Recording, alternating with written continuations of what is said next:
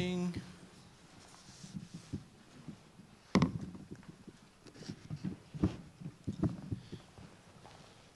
How are we sitting? We're missing one person, but we don't really. I think. Should I move over? Yeah. So the names are right. Only the seat you should move, not the name tag. The name can stay. I want my name to my right, though. Always have Like to this. be right.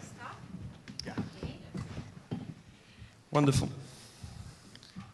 So we're missing somebody, or are we? No. We're good. Everybody's on the panel. So first of all, pleasure to be here. We will. I hope we'll still see some people coming in. Today, our panel is about minerals, mining, and how that may impact Ukraine's development. So here on the panel, we have fantastic panelists. Let me introduce them quickly, and then we'll jump into discussion. So immediately to my left is Volodymyr TSABAL. He's member of the Ukrainian parliament and member of the Golos party, secretary of the budget committee, and chairman of the temporary, I don't know if we should mention it, but chairman of the Temporary Investigative Commission on Public Procurement. And he's also chairs Economy and Public Finance Group in Golos faction in the parliament. I think Volodymyr was with the consulting sector before, so he worked with, he was with the McKinsey & Company, so brings in some management consulting expertise, which I think will be helpful during today's panel. And then I will jump to Paul COYER. He's a research professor at the Institute of World Politics in Washington, D.C., and as well as associate professor at l'École Spéciale Militaire de Saint-Cyr. I hope I pronounced that right. Which is the French equivalent of the West Point in the US. He's also non-resident senior fellow at Italia Atlantica, a foreign policy think tank based in Rome. And Paul's has a substantial writing and authoring experience with various publications. He's being published by Forbes, Washington Times, and various other newspapers and media.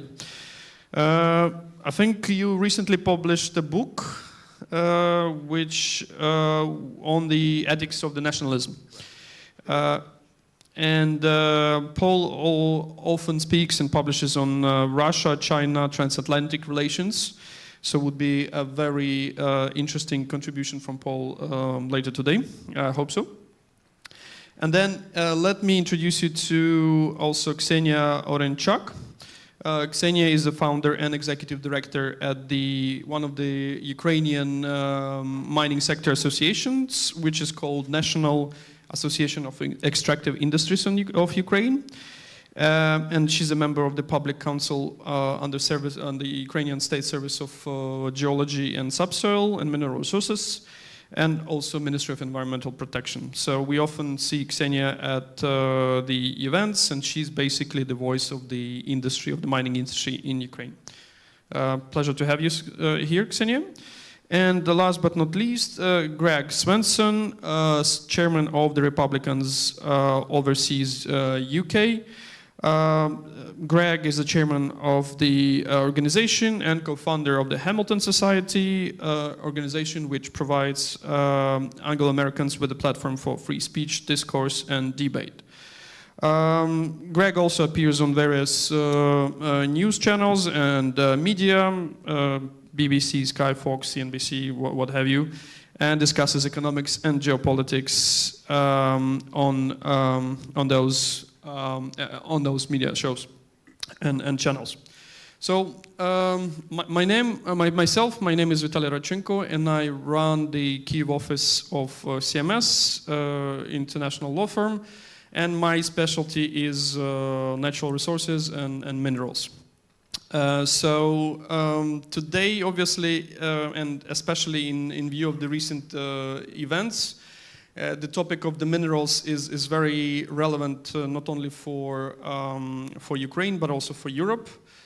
If you saw a recent report from International Energy Agency, it was published early in 2025 on the global mineral landscape. On all of the slides, you would notice one thing, is that like the 90% of the world's refining capacity for minerals, especially for the CRMs, is located in China. So that is an outstanding and overwhelming prevalence of China compared to the rest of the world.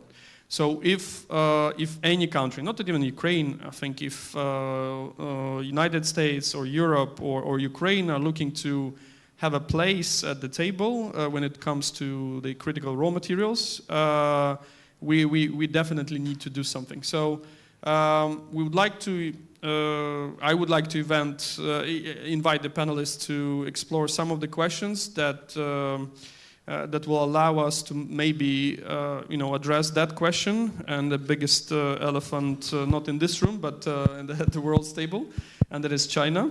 And so how in this whole scheme of things, how can Ukraine leverage its reserves of rare minerals and drive the long economic development by also ensuring transparency, sustainability, and also public oversight?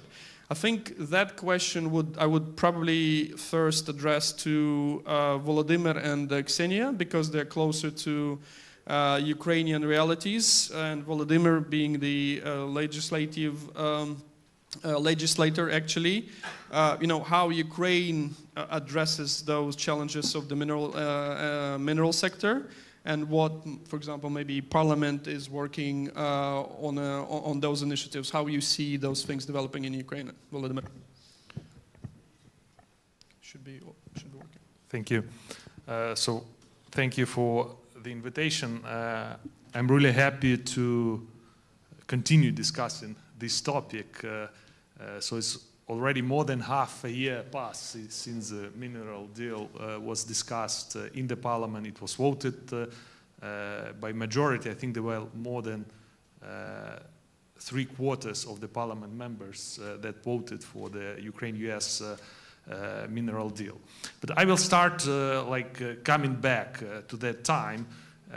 So when that discussion with the US administration and Ukraine started to happen, for probably 95% of Ukrainians, and even probably for 80% of the members of the parliament, it was a big surprise that someone is interested in that topic. I think for most of the people, so it was something like as if we discovered a kind of a gold mine, and we didn't know that this gold mine was in the country.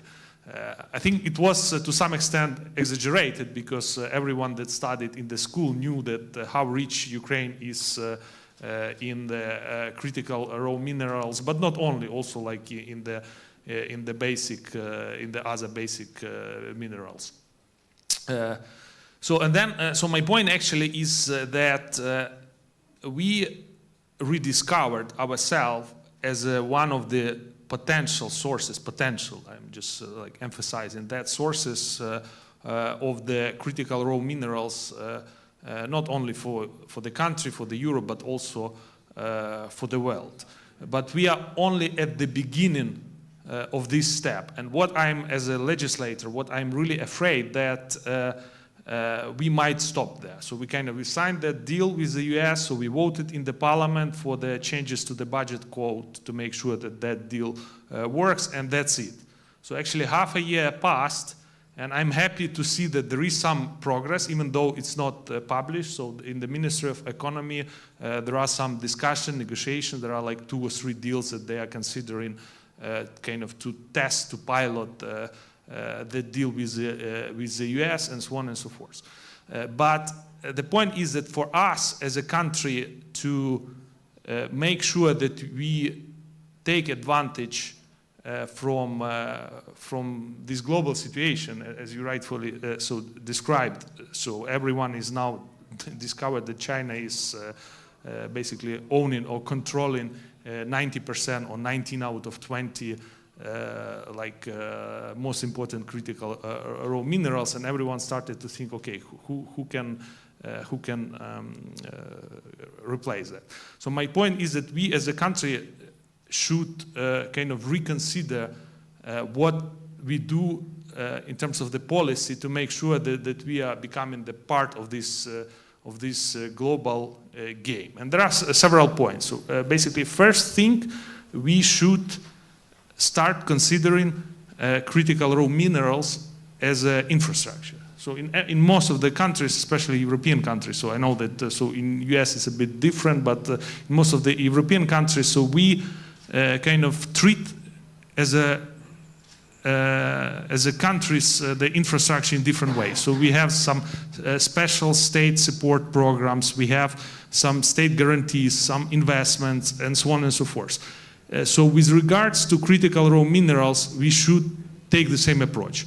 So we didn't start to do it yet. So at least in the parliament, we did not pass any additional legislation except for that deal with the US that kind of re-emphasize that. So the second point is basically that we now need to kind of to work more with other countries that are in the value chain of each of the mineral. For example, if we take titanium, right? So we need to kind of to think with whom we work, whom we try to make our partner in that specific mineral. So we should start building corridors. So then the third thing, where also the role of the state is very important, is for us as a country to kind of to start promoting the processing and all the chemical kind of refinement and so on. So we did not start doing yet for most of the thing. And the last but not least, I think for us and also for our partner, we should leverage that point, especially with the realization that there is like an elephant in the room, China. We should leverage this point in our security architecture. In all the discussion with our partners, with the US, with European, that should be part of the security architectures that started, by the way, thanks to the Trump administration, that started to be on the table. Thank you. Thank you, Volodymyr. And Ksenia, the association, your association, how you were involved, if at all, and how did industry meet this deal, right? Is everybody happy about it? Everybody wants to participate. What's the mood, in this sector in Ukraine about the deal and the mining projects in general? Thank you for your question. Thank you, organize this nice point of meeting. And first of all, I say our associate created in 2019. Yesterday we celebrate 6 years, and for this year we create 3 new legislation in mining sphere and lobby in parliament and sign of a president. And we this is deal with USA. We protect advocacy and push for all year our working for long this time. And we were very happy with it. We signed this strategy document between our country, but we understand we didn't see legislation mechanism between our government in mining sphere that working in sphere, but every day and every month we work with Cabinet Ministry of Ukraine, with Parliament, with Geological Survey, and every step we understand, and in the future we understand first of all that we must restarting mining sphere, because we didn't have any laboratory, any special fund with kern. I don't. It's correct, kern. Please, Vitaliy, help me. It's special, yes. And for geological information, we didn't have the digitalization for all information in our sphere.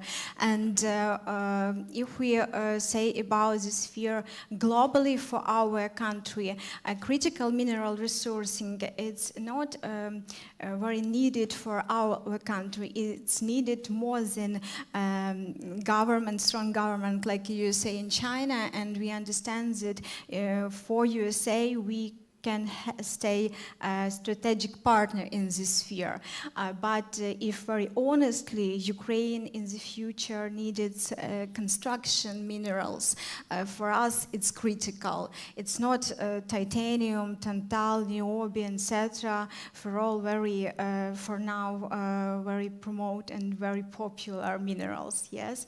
And in the future, I hope, and we're working for this, that our government, USA and Ukraine, stay more stronger, and expertise and specialists in this sphere connect more close. It's not only political, it's include an economic sphere, and our associate, for now, very close work with DFC, with Geological Survey. For now, we signed 3 laws for business opportunity and special special benefits. Yes, benefits. Special benefits for new investors in the sphere, because you understand investors who have money, it's a very capitalization sphere. It doesn't matter is Ukraine, Chile, or Australia.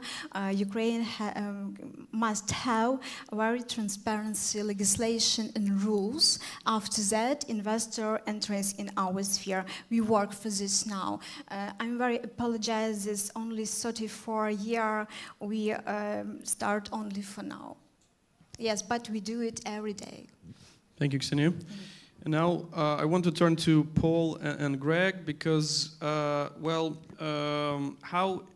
this sector is perceived in the US, and what kind of, lessons, but also maybe recommendations you can have for Ukraine, because if there's anything that America can do, it's to raise capital, invest, and grow businesses. So I'm sure you have some recipes for, that we may want to or may need to follow.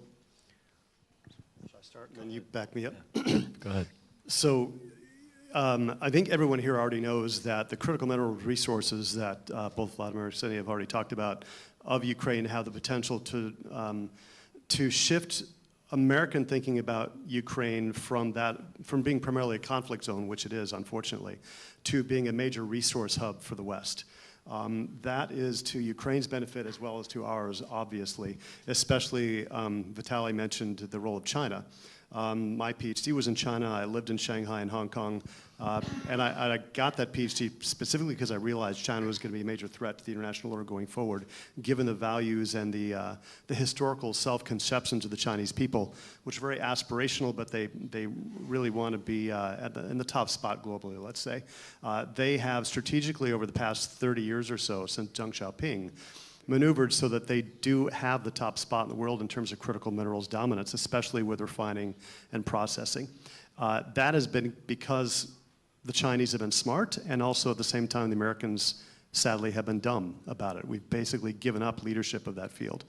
Ukraine offers us not a magic silver bullet, but at least one tool that we can use to improve our position there. And as I mentioned before, we hope that Ukraine's role in the world and in the American conception can shift from being primarily a conflict zone to being a major critical resource hub. In terms of financing, yes, and investment, and Greg will talk, I'm sure, more about this.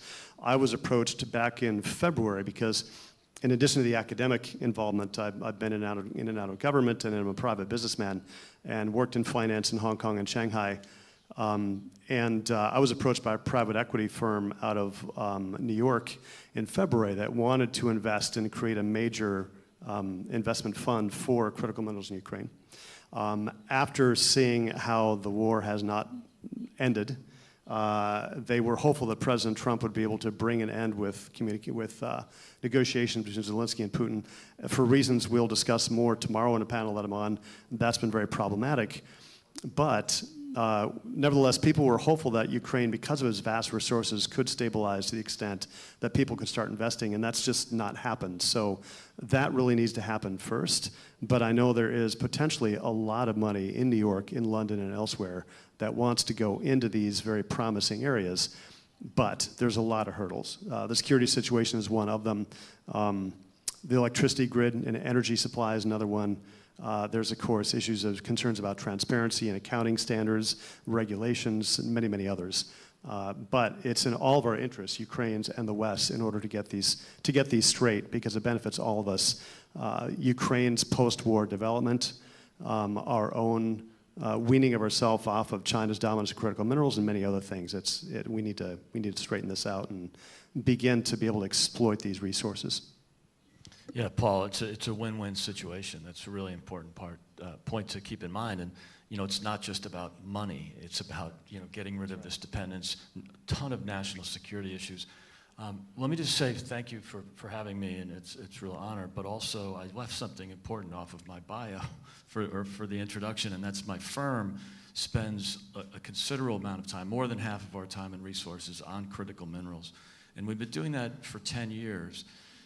Mostly in Africa, and I mention that because for 10 years we've been coming up against Belt and Road and the CCP at really on every project, whether it's mining, infrastructure, or agriculture. We constantly run into the Belt and Road, and I think toward the end of the first Trump administration, you saw a lot of criticism, notably from Mike Pompeo, the Secretary of State, about Belt and Road, about Huawei, and about the dependency on critical minerals. So it's not new, as we've all pointed out, but it's really important right now, and I think this is a great moment in time. And you're seeing a pile, as Paul mentioned, a pile of money that's just waiting, and they can't really put it to work yet, but it's there. I don't have the figures in front of me, but there's so much private equity and risk capital ready to go to work from the commercial and private sector. But I think what's really different this time, the government's always been involved. USDFC, for example, has been actively investing against Belt and Road, since Trump 1.0. But this time we have real dedicated capital coming from government, and that's what and I think that's one of the great advantages for Ukraine is it's not only private capital, which is, in my view, much more important as a capitalist, but I do think that this U.S. government support, the Pentagon could take 20% of some of these critical minerals, 20% of the global supply. And so I think you have two, again, being a capitalist, I'm always against any government involvement that's not absolutely necessary. And I surely would want to see a mercantilist capitalism like we see in China. But what we need is government support. A little history, when the Chinese they had a little fishing spat with Japan, and that's why they put the embargo on critical mineral exports, or especially rare earths, and that the rare earth mineral prices went up tenfold, and it was quite the crisis. So it inspired a lot of American and Australian, Canadian companies to start developing this rare earth business, but it takes a long time. It's a 10-year process. I hope that's been shortened, given the new emphasis on the sector. But 2 years later, the Chinese saw that they were getting competition, so they dropped the prices. They ended the embargo, dropped the prices, put just about every company out of business in the U.S. that had started. So in this case, we really need government support to ensure the long-term sustainability of the sector. And I think we'll see that Pentagon, Department of Energy, Washington is awash with cash right now, looking for places to support critical minerals for obvious reasons. It's not just commercial, it's geostrategic, starting with the Pentagon. Yeah, if I could add something, a couple of things to that. One is, as a close friend of mine and former colleague of mine with Cerberus Capital Management, runs critical mineral strategy for the Pentagon right now. And as Greg said, we have a lot of money in the Pentagon, also in the Department of Energy, and in various other repositories around the executive branch that could be put to this. And we want to put it to the service of helping secure Americans' supply chains in this area. But we need, like I said, in relation to Ukraine, we need stability. We need certain regulatory security. We need the agreement that Parliament voted on. We need that to be finalized. We need a lot of things to happen. There's another couple of points I was going to say, and now they've fleeted from my mind when you had such a number of good points you made. I wanted to jump off I think maybe the convergence of government or mostly defense or War Department capital along with private capital. So, they like to see private capital take some risk. They want to see that sort of hurt money that's involved. But it's the off-takes. We could go to a bank and get long-term financing on a project in Ukraine if the Pentagon is the off-taker. That's, kind of the easiest trade ever. And the Pentagon can use almost everything: titanium, manganese, antimony, you name it, we've got it. And we just, I think about a month or two ago at the most, the Trump administration released a list of what we consider critical for our national security. And of the periodic table, basically half of the periodic table is on that list. There's 60 items on that list. So we need pretty much everything. And we, the United States, has allowed China to take the lead and dominance in that area. And as Greg accurately said, the Chinese state and very strategically run intervention in this area, with a lack of that from the US side. We believe in free markets, which is wonderful. But in this case, we need state involvement because the Chinese have strategically dumped the prices. Every time a competitor starts to rear its head up above the parapet, they get shot.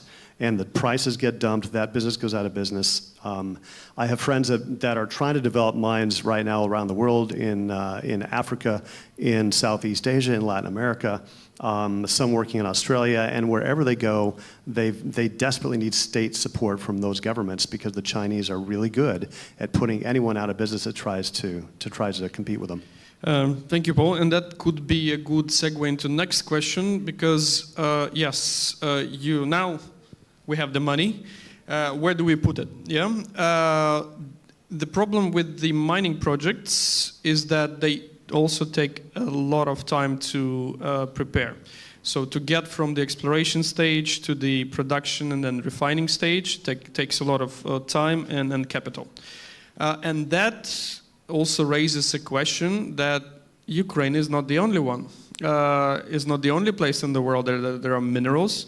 So we are competing globally with other countries, with other places that you can produce the critical raw materials at. So how can we compete? And again, question to everybody. But again, you will have probably different opinions because you're coming from the legislative positions. Ksenia coming from the industry expectations. So how can we be that flag on the map that can take the project from exploration stage to the production stage? What are we missing? What are we working on? How can we compete with the global producers? Yes, thank you, Vitaliy. So first of all, again, so I will come from the legislative perspective, but I think the best way for us to compete is to make sure that we are as simple as possible from, again, from the regulatory perspective. So what specifically I mean? So now, if you want to explore like a new mine, for example, we have a big reserves of of titanium or lithium. So it's almost impossible. It would be almost impossible, even before the war, just to start a new project because you'll get stuck. Even if you if you have all the money, all the investment, you'll get stuck. So now, I think thanks to this deal, most of the people in the government, in the parliament, in the presidential administration, so they realize the importance of this topic. 5 years ago and before, so it was a part of the normal bureaucracy, and like if you look on doing business ranking of how easy it is to do business in Ukraine, so then we are ranked somewhere, I don't remember where we rank now, but doing business in mining was like 50 points below than on average in Ukraine. So that was like the situation. So now we realize that. So we realized we still didn't do a lot. So Ksenia mentioned that there are some laws kind of directed to that, thanks to the advocation community, which is good. But we still didn't do enough. So we need to do like two things. So first, we need to separately look. First we need to start with what US did. So we need to define what is for us, for country, is critical raw mineral, and what exactly we want, how do we incorporate in our economic and, more important, in security strategy. So we didn't do that. So we just signed the deal with the US. We didn't do the second step. But I think in 2026 we are going to do that step. So I know that in the executive branch, so they're heavily working on that. But the second important thing is to to try to run smoothly the origination of first two projects. Not one project, but first two projects. So if we are able to to go to some reasonable stage in 2026 as a part of the deal with the United States, with the DFC. So, and we show that we came to the signature to all the bureaucratic procedure and it works, and as a result of that deal, we made some conclusion what changes should be done to the legislation. We'll be able to show to European partners, but also to the private investors in the United States, that Ukraine is competitive. So don't go to Africa if you want, I don't know, titanium or like graphite. So just go to Ukraine, because for now, if you think about some investors, so they would probably go to some other countries because of all this complexity emphasized by the fact that there is a war in the country. So it actually should be opposite. We should say that despite the war, we are so competitive in terms of easiness, then that you should come to us. Considering that we are now running the EU integration process, and the next year will be, I think, the hardest in terms of unpopular changes to the law compared to what we did in last 34 years of independence. I think it will be the hardest. So everyone is underestimating how hard it will be, especially in agri-sector and other sector. So my point is that leveraging that, so I think we also need to to incorporate, even if some laws are not the part or deregulation of the EU integration roadmap, we need to leverage that period and to reincorporate some deregulation, investment support, and what I've mentioned, refocusing on the state support of the on the mining industry. And again, I will just repeat, not to take too much time. We really, as a country, need to start thinking about the critical raw minerals and in overall about all the mining industry as about infrastructure. So we need to treat it with the state support, with the guarantees, with the loans, with the I am very liberal in terms of my economical views. I'm against any state involvement in most of the things. But this is a point where even being economically liberal, you realize that here we need a state involvement. Thank you. Thank you, Volodymyr. And Ksenia, what the industry players need to to make a success case, right? We have a few projects in Ukraine that are more advanced, that are even being considered as part of the European programs for Critical Raw Materials Act. How can a new junior exploration or mining company become successful in Ukraine? What would be the recipe in your view? Thank you for your questions. First of all, we must moving faster than others. And we must create the very lower entries in business, because we have highest price for special permit in Ukraine than other country, and we didn't have quality information, geological information. You must understand it. The second, for now, we signed special strategy for critical raw materials act. We must implement this document because in the past time, if we are remembering it, we assigned, we writing special documents, but our government and parliament, okay, we don't understand this is sphere, stop and move faster in another sphere. It's very strange because a country who have a huge resource for the earth, under earth, for country territory, I must understand that another country who has resourcing, it's very rich country. Because if you don't understand how it's development, you must connect with a special partner who understand how it's work.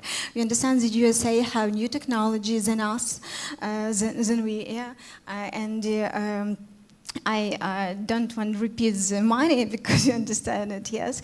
And another, I writing, we must promoting for all region of Ukraine for this sphere and say about new example and say about a successful example how it's worked, because Ukrainian people didn't understand why American mining company want some mining in for our region, and what we do, because maybe we died, because if you want exploration, some graphite special permit, people understand under the graphite you want mining uranium. It's very strange.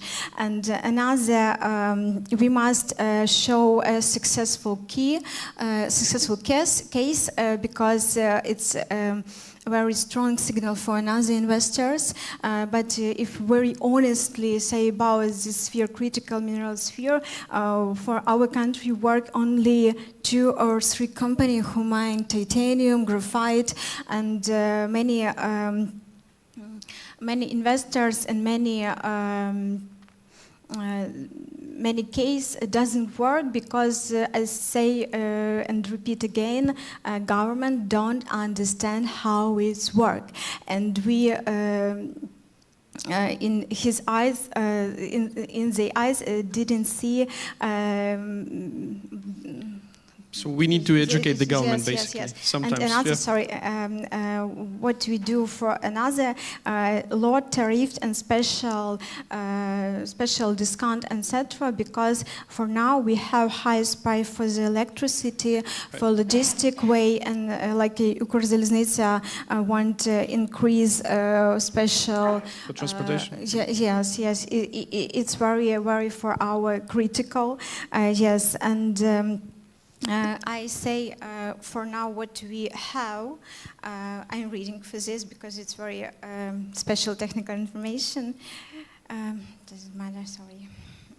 No, but just still. a moment. No. Yeah. I want to read about this. Just a moment. Because I want that people understand what we do and what working for now. For now, cancellation a special permit extension fee. The fee for extension special permits has been abolished. Freedom for transfer special permits, member in our sphere are now allowed the free transfer special permits. Legal protections for special permits. For now, a suspension and cancellation of special permits are now exclusively subject for court review. Removal for first-time limit on permit extension. The limitation on extending the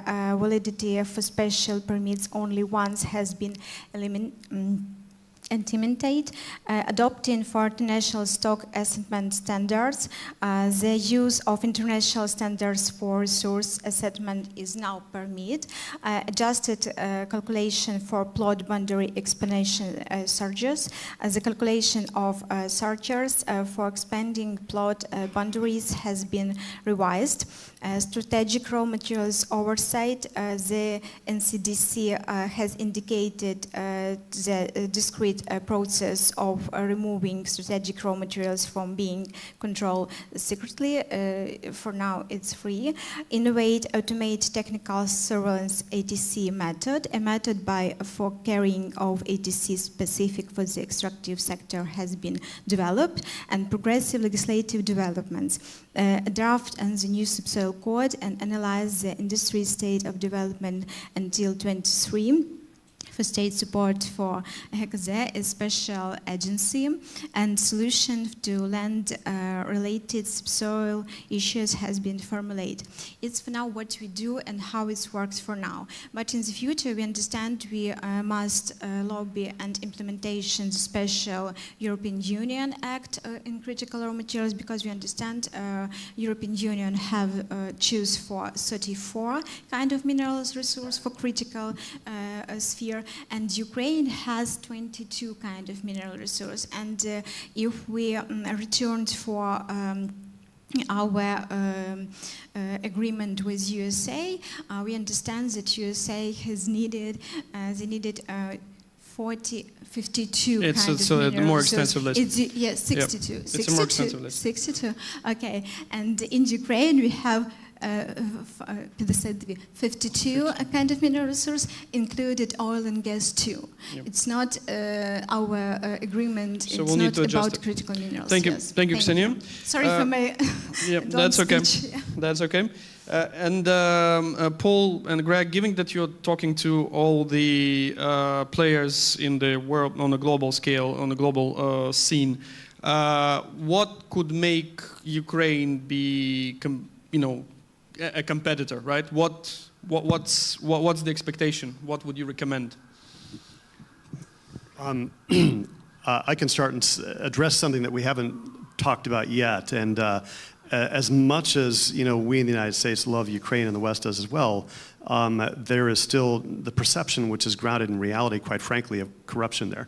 Not that the United States doesn't have corruption, we do. We're humans like everyone else. Wherever human nature is prevalent, which it is everywhere in the world, there's going to be corruption. However, when you desperately need that investment in Ukraine, that issue becomes more important, because it is a restraining factor on potential investment from London, from New York, from elsewhere. So the corruption issue needs to be addressed. That relates to the transparency I did reference briefly in my opening remarks. Then, of course, you have the security that we need to feel more. We need to feel like things are more stable. There's also the issue of the fact that Russia's occupied territory takes up, I think, about half, depending on which study you read, of Ukraine's critical minerals, sadly, which I think is a big reason why Putin is occupying those lands. He talks about the cultural issues, the Russian language speakers, all the other things, but at the end of the day, hard power he really cares about a lot. And the energy resources, which he's occupied the vast majority of for Ukraine, sadly, and about 50% of the critical minerals are important.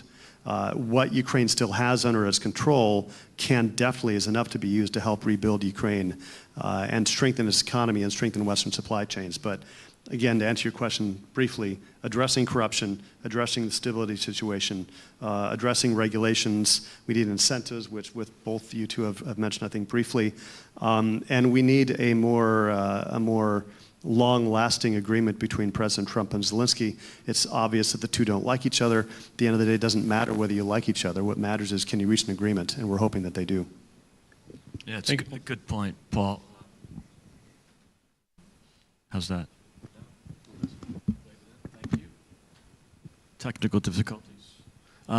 So, look, great points, and I think those things can be solved quickly with transparency, with really demonstrating that there's, community sharing and it's not, you know, it's not the resource curse that a lot of countries have had in the past, where, you know, 5 oligarchs end up with all the upside.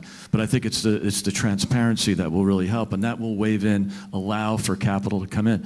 But in addition to that, it's something that you've already done. You've already started with the U.S., with the critical minerals deal with the U.S., is partnerships with the big economies ex-China.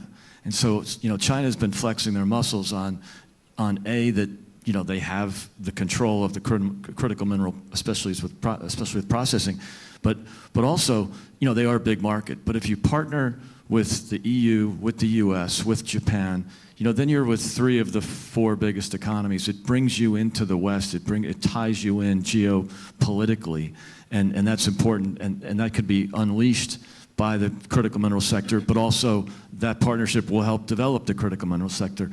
And the second thing is processing. And I think the reason that we've been pounding the table on processing is because it's a faster path to profitability.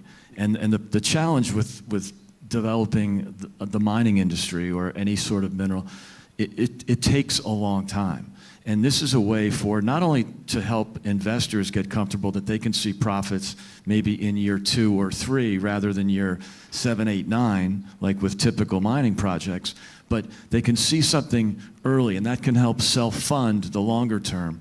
And so, look, the U.S. could take, you know, I wouldn't say all, but so much of the critical minerals, but you also don't want to be dependent on the U.S. So start processing, and then have a lot of downstream industry that can also benefit from processing and developing these mines. So, you know, real vertical integration, but the processing can really kickstart everything else.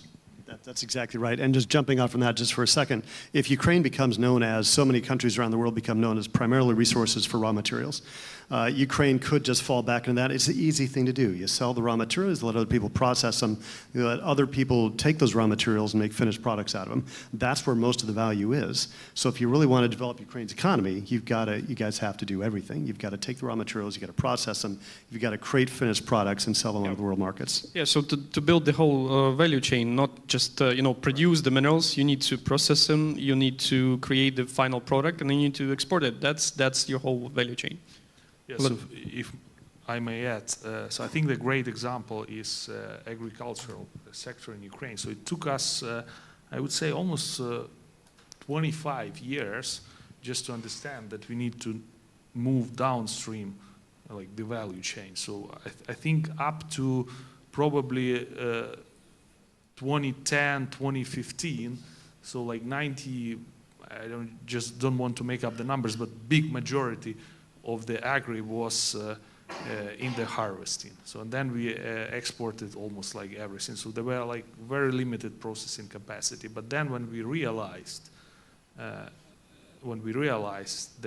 the main value is in the processing, so now every year, so we kind of building up the processing capacity in all the areas, even in the areas like in the soybean or like where we didn't have a lot of processing, so we are now passing new legislation just to make sure that we are more in the processing. So, but here there is a risk. So here it could be a similar situation when first we might need just to be in the mining for 10 years or I don't know, and then only then we'll be able to come into the processes, because most of the agri processing was financed by the capital accumulated from the pure harvesting export.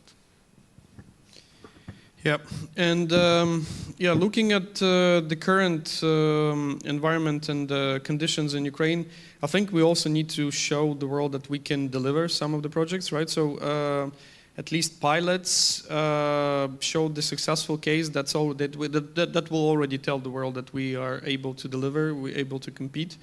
And Ukraine is for example, in oil and gas, we are quite a mature province. Few people know that you know, the oil and gas in the Soviet Union started from Ukraine, and only then it started to be produced in Siberia and other places.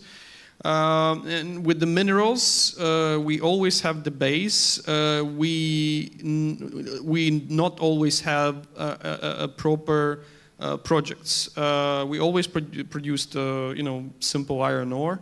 but we didn't focus on those critical raw materials all the way. And so I think with the U.S. Ukraine Reconstruction Fund, really need to get some of the projects going at first, and then it's like the case with again with the shale gas and junior explorations in America, that it's the little guy that will try and test and produce the initial volumes of the material out of the ground, and then will be acquired by the big guy, and then the business will boom. So we still have something to show, but hopefully we're getting there. We just privatized one of the biggest state titanium producers. So Azerbaijani group Nexol privatized it in an open auction. So that's a start. Under the state ownership, the company has been struggling for a lot of years. Now it will have a private owner. Private owners, as we see, are more efficient usually. Then we have some junior, grassroots projects that are also getting financed by international financial institutions. And so again, as Ksenia mentioned, access to the data, access to the geological information is key. And that's why our state geology service is working on digitizing everything, because you would have seen the logs in paper form from Soviet times. You need to have all of that in digital form for somebody to even be looking at the data. And the data is always the first thing that the geologist and the exploration companies are looking for. So I think we are, hopefully we'll be getting there. Yes, Ukraine Reconstruction Fund has taken off the ground. It has $150 million as a start capital. Obviously, that means that if they want to realize the quick wins, they will need to focus on the more mature projects. The ticket will be, and it's an equity ticket of, I think, $30 million US dollars. It's not much, but it's a start, because all the revenues will be reinvested into the fund for the next 10 years. Nobody gets paid out. So it will allow the fund to accumulate some money for bigger projects. And yeah, actually we have high hopes, and I see DFC people coming to all the Ukraine conferences these days.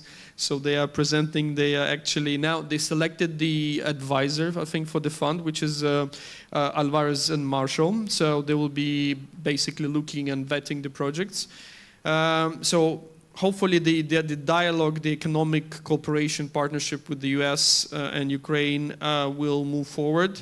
And we will have some projects to announce for next year, and hopefully the results down the road. So I think we didn't touch upon all the questions that we had, but maybe final comments from each of you as to how you see the future, and anything that you want to also mention with regard to US-Ukraine cooperation, and in general the mineral component to the success of the country going forward. So just one comment. I think the key is not to forget about the kind of the whole story about the critical raw materials, because what often happened in Ukraine, but also in other countries, when the topic was popular and then the deal is signed and then everyone forgets and no changes and nothing is happening. So I think this is very important to kind of keep it always at the discussion at some level with policymakers and with the administration. Thank you. Yeah, I would agree that the American side needs to see that these gains to our security, so our supply chain security in particular, are real, that they're not ephemeral, that they're not something that are dreamed about, but we can actually achieve in the relatively near future. Mines, I think the average mine maturation process is actually 18 years approximately, so it's a long process. So people that want to get into mining have to have deep pockets, a lot of patience, and be willing to be in it for the long haul. So we need to, in the United States side, if we're going to put all this money in, we need to see that this is very real on the Ukrainian side. The second point I want to make really briefly is that trade of American investment and interest in the development of Ukraine's critical minerals and other resources for security is important. That doesn't mean there are going to be explicit security guarantees. Trump has made it very clear there are not going to be explicit security guarantees. But I think he's also made clear, and I think he's correct in this, that you don't need them when you have billions of dollars of American money flowing into Ukraine. That pretty much tells everyone, hands off. That we have a vested interest in this country being successful economically, in these mineral resources and energy resources flowing to America's and the West's benefit. And I think we need to focus on that trade-off. Thank you, Paul. Can I? Yep. Thank you. You have 40 seconds. I have one question and one desire. One question I replace for your moderating speaker for budget committee. Why for the next budget, Ukrainian budget in 2026, in mining sphere, you include only 200 million for geological sphere? It's not enough, because you understand it's only $5 million, and we understand it's one drilling for the oil and gas. Yes, you don't believe in the sphere. Why we have very Ksenia, little budget, I think that's the question to the government, because the government puts forward the budget, and this is what the government has come up. Yes. Yeah, it's open question. It's really a worry for us, and my desire is that our mining sphere connect more close with military sphere in the world, because we understand security is the next next years. It's very important for all world, European Union, American partner, and we understand that we must connect very faster military and mining sphere. Thank you. Thank you, Ksenia. Greg? Yeah, great opportunity for Ukraine to be so much aligned with the U.S. and the rest of the West, but most importantly the U.S. So it's a great opportunity. Long-term private capital from the U.S. will make that relationship even better, as Paul pointed out. So great opportunity for both. Agreed. Well, thank you very much, all of you. I think we have next lunch coming up. And so the next panel here will be on digital infrastructure and cloud and all the AI things. So it should be interesting as well. So I think now we have a break. But thank you for your contributions. It was interesting. And yeah, I think we'll have more projects in the next year. And yeah, I hope we all be part of the success. Thank you. Thank you.